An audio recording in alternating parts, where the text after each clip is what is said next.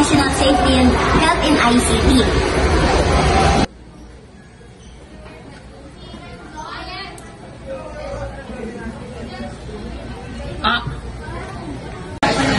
To prevent electrical hazards such as shocks, burns, or fires, you should check your electrical devices before using it.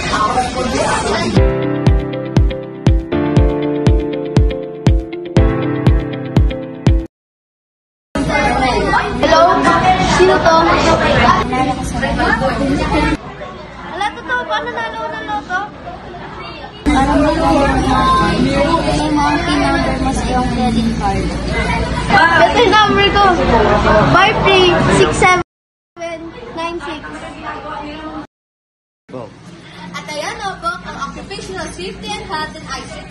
Good luck on your quiz!